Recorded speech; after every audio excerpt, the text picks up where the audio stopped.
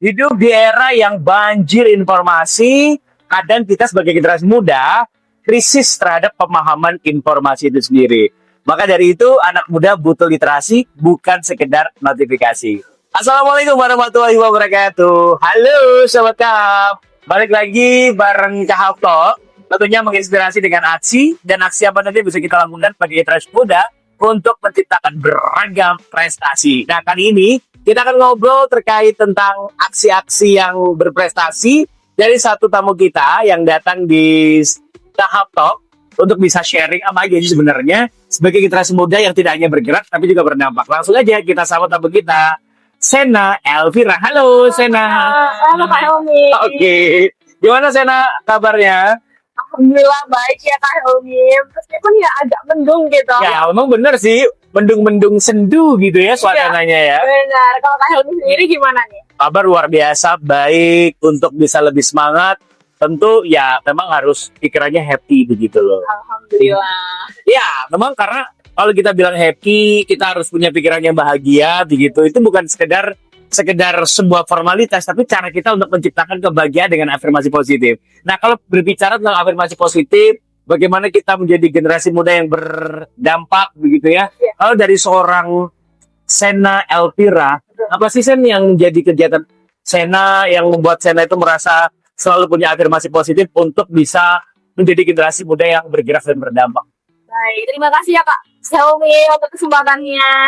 Oke teman-teman, jadi menurut aku ya sebagai generasi muda untuk menjadi seseorang yang memiliki afirmasi positif, kita harus menjadi orang yang melihat ke bawah Kak Helmi. Oke. Iya, jadi dengan kita melihat ke bawah dan jika selalu memikirkan kekurangan kita, itu akan membuat diri kita itu percaya diri. Yes. Dan juga membuat kita itu selalu berpikir positif bahwa hal-hal yang baik akan datang. Seperti itu. Nah, dengan itu aku selalu melihat potensi dalam diri aku. Kira-kira apa sih yang bisa aku kembangkan gitu. Nah, maka dari itu di sini aku juga pengen ngasih tahu ya ke teman-teman kalau misalnya aku adalah seseorang yang memiliki kekurangan dalam ya agak malas gitu atau agak kurang gitu dalam membaca atau literasi sebelumnya Kak. Oke. Ya, nah karena aku melihat kekurangan itu, aku ingin mengembangkan bagaimana caranya agar aku bisa menjadi pemuda yang berdampak dengan cara mengubah menjadi masyarakat yang lebih baik. Ya. Nah, Jadi terus bergerak begitu ya. iya, maka dari itu aku mengajak teman-teman di sini yang mungkin memiliki kekurangan seperti aku bisa untuk grow dan juga info sesuai dengan caranya sendiri dengan menggunakan platform yang sudah aku buat Kak. Apa itu? Ini kalau ngomongin platform, pasti ada gebrakan-gebrakan dari bentuk inovasi yang dilakukan oleh seorang pemuda, Iya. seorang pemudi, Iya. generasi muda. Nah, kalau dari Sena sendiri untuk menjadi generasi yang berdampak begitu ya, salah satu yang kita sudah still di awal adalah generasi muda butuh literasi bukan notifikasi. Betul.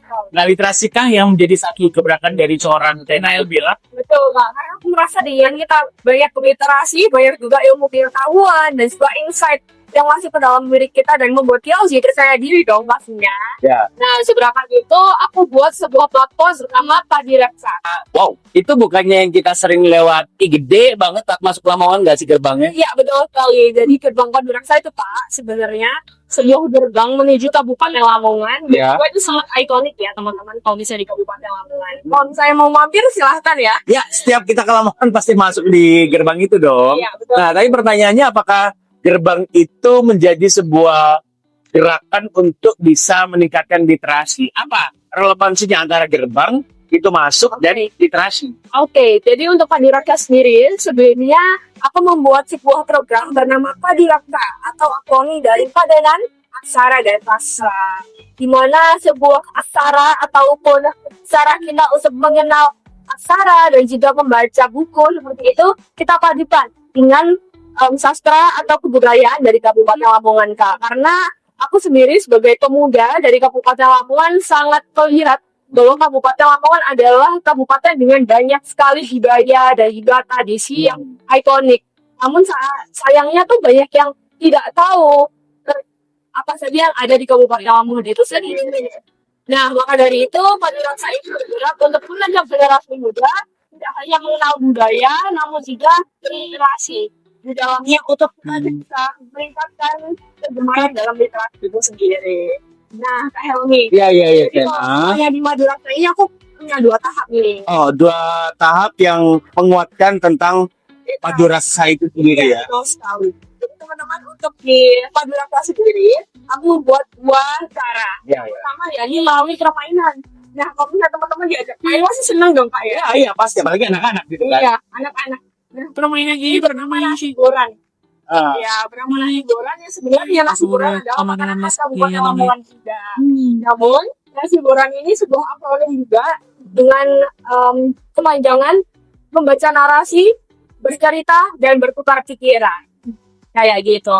Jadi ketika kita sudah membaca narasi, lalu bercerita, dan juga bertukar pikiran tentang apa saja sastra yang ada di Kabupaten Lamongan atau kebudayaan Kabupaten Lamongan, Kak, nanti anak-anak akan berpikir kognitif dengan cara yang sendiri untuk bisa berliterasi lebih lanjut. Nah, kebetulan teman-teman semuanya, nasi goreng ini dapat dimainkan anak-anak usia 10 hingga 12 tahun. Oke. Iya, jadi di usia itu, Kak, beberapa penelitian mengatakan bahwa usia itu adalah usia yang cukup pas untuk mereka berpikir kognitif dan berliterasi agar supaya bisa meningkatkan kreativitas. Usia yang sudah siap ya. Iya, betul sekali. 10 sampai 12 tahun untuk bergabung bersama inovasi yang dihadirkan melalui literasi yang bernama Maduraksa. Ya. Poin kedua adalah Poin kedua adalah literasi digital. nah, kalau tadi Boran, sekarang adalah Literasi digital. bagaimana literasi digital itu? Apakah kemudian kemudian kita harus digital bermedia sosial atau bagaimana?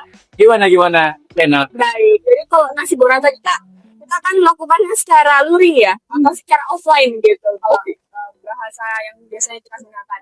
Nah, kalau misalnya literasi digital ini kita lakukan secara daring atau dari online atau bisa diakses dari sosial media atau media sosial ya, Ya. di bahasa Indonesia-nya. Nah, kita melihat ya di era sekarang ini kan banyak sekali kasus kurangnya generasi muda terhadap literasi digital. Itu membuat adanya miskomunikasi yang pertama, Kak. Lalu adanya misinformasi, persebaran hoax dan lain-lain itu selalu terjadi ya di sekitar kita. Dan itu tidak hanya orang tua saja yang terkena, Kak, tapi generasi seperti saya, Gen Z gitu ya, atau milenial, bahkan Gen Alpha, banyak sekali yang terkena dampaknya. Ya, maka dari itu dengan adanya literasi digital yang sudah saya campaignkan pada media sosial saya, itu bisa membuat generasi muda lebih aware tentang literasi digital itu sendiri. Oke, jadi artinya gerakan ini bukan sekedar gerakan formalitas, tapi gerakan yang menciptakan kualitas. Betul ya, Sena ya? Jadi kalau tadi kita sempat mendengar Sena bilang bahwa salah satu kekurangan Sena adalah literasi dalam bentuk membaca, begitu. Iya, betul. Maka teman-teman juga akhirnya bisa menyadari kan, Sobat Kahab, bahwa literasi itu nggak sekedar membaca loh. Betul. Tapi juga beragam cara, beragam hal yang bisa kita lakukan. Kalau dari Sena sendiri selain Maduraksa begitu ya, itu adalah gebrakan inovasi yang kamu hadirkan. Ya. Sebenarnya kalau menurut kamu sendiri literasi itu bisa dilakukan dengan beragam cara yang model seperti apa sih? Kalau contoh kita memang nggak begitu suka membaca begitu. Tadi kan juga ada model Boran, terus kemudian literasi digital. Ya. Ada cara lain nggak begitu model literasi? Oke, jadi menurut saya sendiri ya, Kak, literasi itu bagaimana cara kita tuh bisa menangkap sebuah informasi dan kita olah sedemikian rupa tanpa mengugah gitu ya, tanpa mengubah informasi itu sendiri. Nah, kalau aku sendiri anaknya itu visual, Kak. Jadi aku suka memvisualisasikan sesuatu. Jadi bisa saya diberikan informasi melalui ya seperti podcast nih ya. Saya bisa memvisualkan apa yang sebenarnya terjadi dalam kejadian itu. Kayak gitu. Jadi teman-teman yang mungkin tidak suka membaca atau tidak suka terlalu banyak membaca buku, bisa dengan cara mendengarkan. Salah satunya mendengarkan ya. Mendengarkan apa yang paling banyak sering dilakukan oleh Sena? Oke, kalau aku sendiri suka dengerin podcast, Kak. Oke. Artinya podcast itu harus bentuknya audiovisual ya. Benar. Di keterbatasan kita dalam waktu, tempat, ruang gerak, itu kita juga bisa nancepin earphone begitu ya, atau alat bantu lain begitu ya, untuk bisa membuat teman-teman itu lebih nyaman, bukan sekedar melihat tapi juga mendengarkan. Jadi lebih bisa fleksibel gitu kan. Biasanya paling sering didengerin podcast apa tuh? Nah, kalau aku biasanya podcastnya Om Deddy Corbuzier. Oke. Ya, mungkin terdengar kayak, aduh, kok kayak berat sekali gitu ya. Namun itulah cara aku tuh biar bisa menangkap sesuatu yang episode ketiga tuh masih happening gitu Kak. Kan kadang-kadang bingung ya mana yang benar mana yang salah. Dengan podcast, beliau menghadirkan narasumbernya langsung tanpa ada miskomunikasi, tanpa ada misinformasi. Itulah apa bisa lebih meningkatkan pengetahuan. Oke, jadi artinya kan kita bisa lihat YouTube podcastnya atau memang yang di Spotify itu bisa juga begitu kan. Nah itu apapun bisa sih.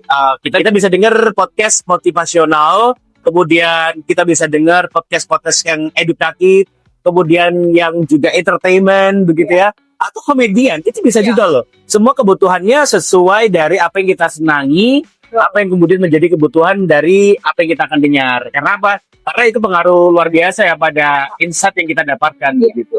Nah, kalau kemudian teman-teman sobat Kahak paling seneng literasi itu model apa?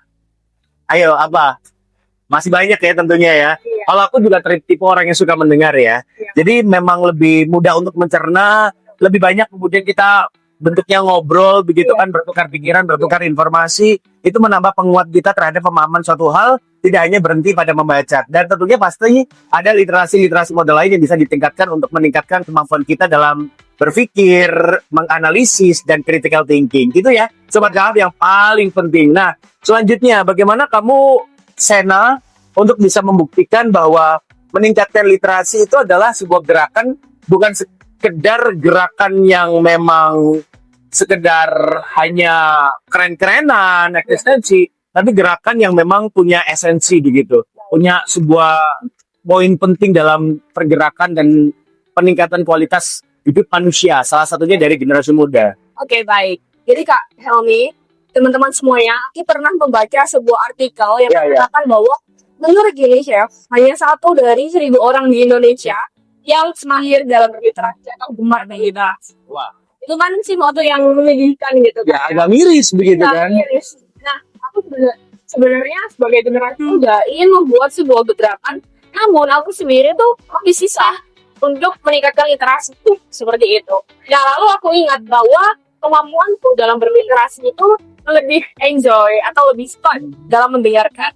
Nah, maka dari itu Paduraksa ini dibuat tuh mengajak generasi muda tidak hanya berliterasi, namun menemukan caranya untuk berliterasi seperti itu, Pak. Ya, mengapa ini penting? Karena kita tahu ya, Pak, kalau misalnya Indonesia Emas 2045 kan sudah dekat gitu ya. Dekat ya. 20 tahun lagi. Ya, 20 tahun lagi. Ya, 20 tahun lagi.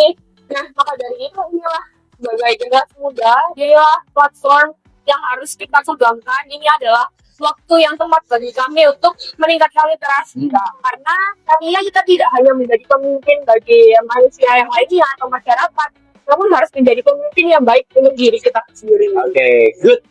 Minimal sebelum kita memimpin orang lain, kita harus bisa memimpin diri kita sendiri. Mana bisa kita memimpin orang lain kalau kita belum usai, atau belum selesai, atau belum bisa memimpin diri kita sendiri. Anyway, kita minum dulu ya. Persembahan dari Kitrimat Surabaya. Bismillahirrahmanirrahim. Kita minum dulu. Semua butuh break dulu ya. Sama halnya kalau kadang kita ngerasa capek, boleh loh kita break dulu ya. Break dengan cara macam-macam kan. Orang pasti punya caranya untuk istirahat ya, mengambil rehat sejenak gitu. Kita minum sekali lagi. Bismillahirrahmanirrahim.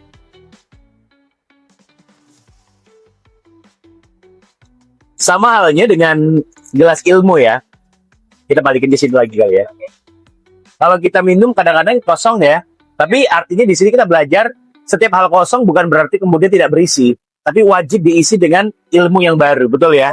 Dari sini kita belajar bahwa setiap hal yang kita lakukan itu saat kita memahami pasti ada value atau nilai yang bisa kita dapatkan. Nah kalau kita ngobrolin terkait tentang tadi kan Paduraksa, literasi begitu.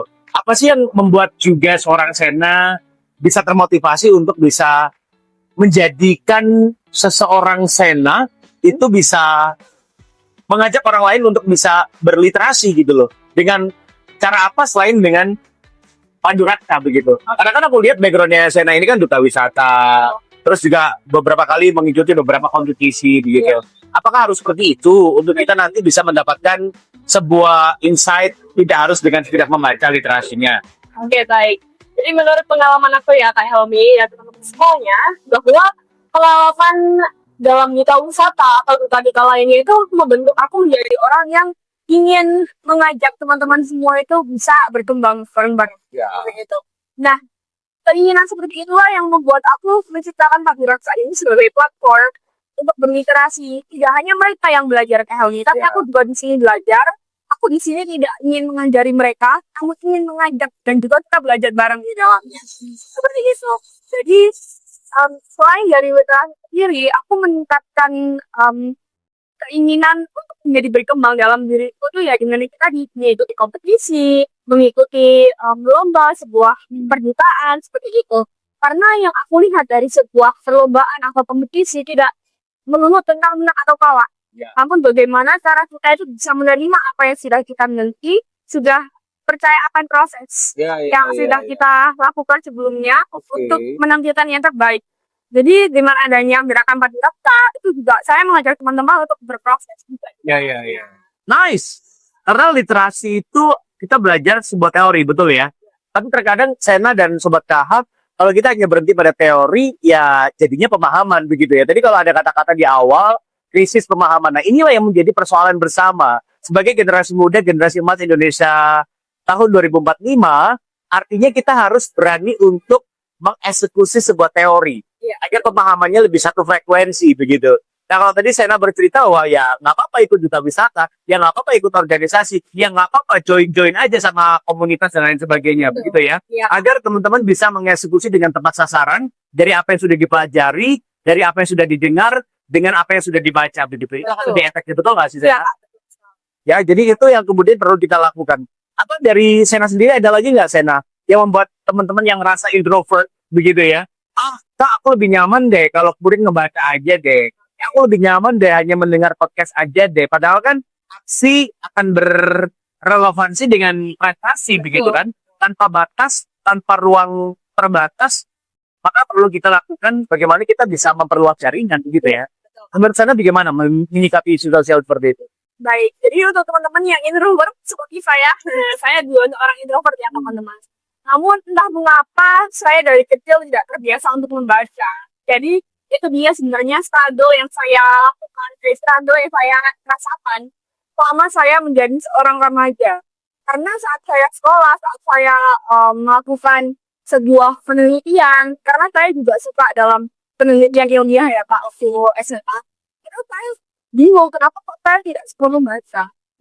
Seperti itu. Jadi saya membuat mencari cara saya sendiri, bagaimana cara saya bisa mau untuk mencoba berliterasi, dan itulah dengan keinginan saya tadi terciptalah sebuah Padiraksa.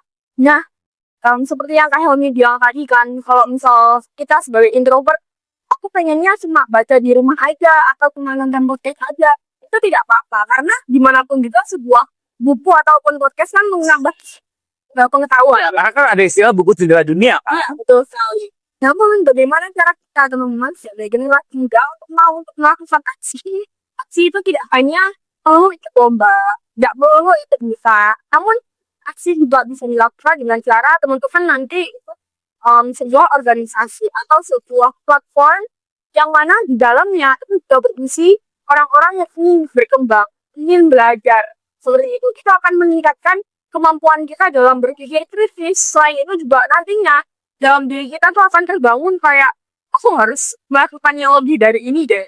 I should do more than this. Gitu. Aku harus melakukan yang lebih jauh lagi. Masih ada pemikiran kayak gitu. Jadi itu sih dari aku juga. Oke, jadi jangan pernah membatasi karena memang dunia itu tak terbatas begitu ya.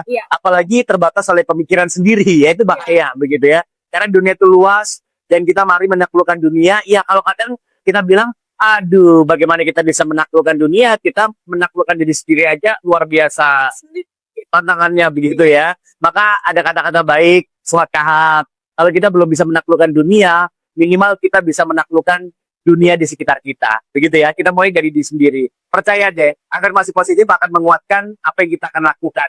Nah, karena aku percaya semua hal positif akan kembali pada yang positif, betul kan? Betul. Ya, maka dari itu buat teman-teman yang saat ini merasa bahwa literasi belum menjadi hal penting, mari yuk kita tingkatkan literasi, bukan hanya sekedar dengan membaca, bukan hanya sekedar dengan menulis, bukan hanya sekedar dengan numerik, bukan hanya sekedar dengan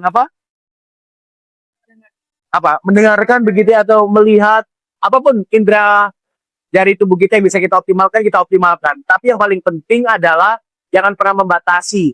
Karena apa? Karena dunia menjadi lebih indah kalau kita bisa melihatnya secara luas, bukan hanya pada satu sisi. Begitu ya. Kalau kemudian kita merasa bahwa saya kok masih begini-begini saja, coba deh teman-teman, kita cari suatu lingkungan, komunitas, jangan pernah lelah begitu ya, yang mau menerima kita. Karena apa? Kadang kita merasa nggak berguna, kadang kita merasa kurang diapresiasi, bukan kita yang salah, terkadang tempatnya lah yang kurang tepat, ya. Jadilah orang yang merasa berguna, jadilah orang yang merasa dihargai di tempat yang memang seharusnya Anda berada, bukan memaksakan untuk Anda ada, begitu ya. Kalau dari Sena Elvira, apa yang ingin dikuatkan dari bagaimana kita bisa menjadi generasi yang cerdas berliterasi? Baik.